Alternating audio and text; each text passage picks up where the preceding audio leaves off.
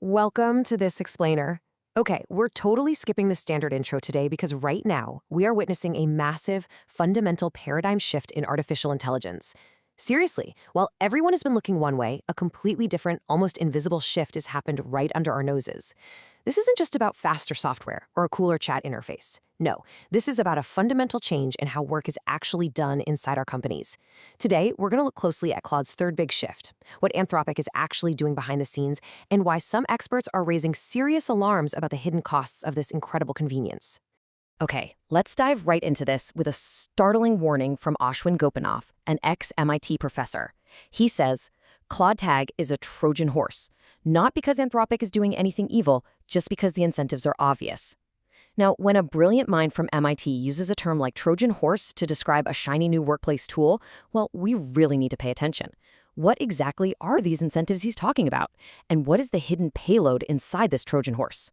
To figure that out, we first need to take a step back and look at the broader landscape of what just happened in AI this week. Section 1. The macro AI boom. Loud distractions versus quiet traps. Just look at the sheer scale of the chaos in the AI industry right now. These are the loudest updates completely dominating the global news. OpenAI just built its most powerful model ever, GPT 5.6. But the US government actually stepped in and restricted public access because it's reportedly too good at finding software vulnerabilities. Wild, right? Meanwhile, we're seeing the very real effects of AI inflation. Because AI takes so much computing memory, companies like Apple and Microsoft are literally raising the prices of hardware like MacBooks and Xboxes just to cover their costs. And over on the scientific front, NVIDIA's Bionimo agents are now autonomously running real, complex scientific tools. They're turning drug discovery tasks that used to take days into just minutes. I mean, things are moving incredibly fast. So the crucial point is this. Amidst all that incredible noise, the government interventions, the rising hardware costs, the autonomous scientific breakthroughs, the biggest shift of all was almost completely invisible. Anthropic quietly slipped a massive structural update into the wild, and it fundamentally alters our entire relationship with artificial intelligence. To really understand the scale of this, we need to look at Andrej Karpathy's framework. He's one of the top minds in AI, and he recently outlined the three big shifts in how we use this technology. Shift 1 was a website you visit. Think back to the early days of just typing a question into a browser. Shift 2 was an app you download to your phone, something you use as a distinct, separate tool. But Shift 3? That is the massive leap we are taking right now. AI is becoming a coworker that actually lives inside your company. It is evolving from a polite tool that just waits on a shelf into an active teammate right next to you. Which brings us to Section 2. Claude joins the team, your new digital coworker. So, let's talk about what Anthropic just launched, Claude Tag. This isn't just another chatbot you visit in a web tab. Claude Tag lives permanently inside your corporate Slack channels, the actual digital workspace where serious companies get things done. You don't just chat with it anymore. You assign it real work. It autonomously pulls the right files from your endlessly messy Google Drive. It breaks massive complex jobs into actionable steps. It directly updates your company documents, and when it's totally finished, it literally posts a checklist of the completed work back into the Slack channel. We have officially moved away from a chatbot that needs constant handholding to a digital worker that fully manages entire projects. And hey, if you think this is just some flashy beta gimmick, 65%. According to Anthropic, 65% of their own product team's code is already being written this exact way. They are heavily testing it internally, proving the actual business value and speeding up their own product iteration before rolling it out widely. This is a fully integrated workflow happening right now. But honestly, the most mind-bending part of this entire update, switch on ambient behavior, and it stops waiting to be asked. Think about what that actually means. Claude isn't just reacting to your specific prompts anymore. It is proactively watching the flow of work. It can nudge stalled threads. It can flag when a decision made in one channel might negatively affect your work in another. It's an ambient intelligence actively participating in the daily operations of your team. But hold on. This is where we really need to slow down for a second. What happens when all your company's messy lessons, the inner workings of how you do business, are trapped inside one app? This is a massive shift in convenience, for sure, but convenience always has a cost. Section 3, the Trojan horse theory, the hidden cost of convenience. Now, what's really interesting about this is why an ex-MIT professor called this incredible convenience a quiet trap. Let's contrast two very different things here.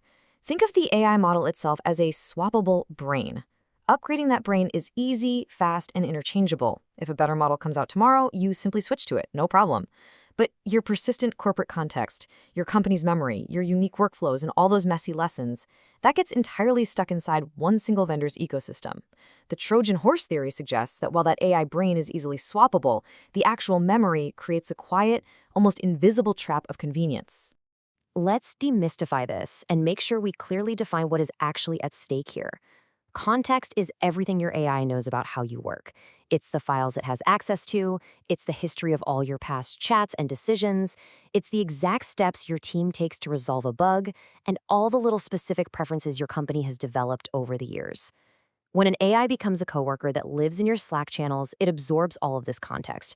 It literally becomes the ultimate repository of your corporate knowledge. Section 4. Owning your context. The strategic solution. Let's shift gears from the problem to the actual game plan. Moving forward, business leaders need to adopt one golden rule. Rent the intelligence. Own your context. You need to view the AI model itself, whether it's from Anthropic, OpenAI, or Google, as an engine you are just renting for the month. But the memory bank, that context, that absolutely needs to remain entirely separate and completely under your control. Because here is why this matters deeply for your own company. If you allow a single vendor to hold all your context, you are stepping right into a trap. All your workflows and lessons are saved in their app. Well, what happens if that vendor decides to suddenly double their prices? What happens if they change their terms of service and shut off your access entirely? If your AI's entire memory of your company lives in their house, not yours, you're basically held hostage. Switching to a new, better AI down the road would mean starting completely from scratch, retraining a brand new model on years of lost context. And this trap is exactly why the push for open source AI models is so absolutely vital right now. We're seeing incredible free and open models emerging, like the US-built Oneth for coding, or Japan's Fugu, which actually acts as a team of different AIs working together.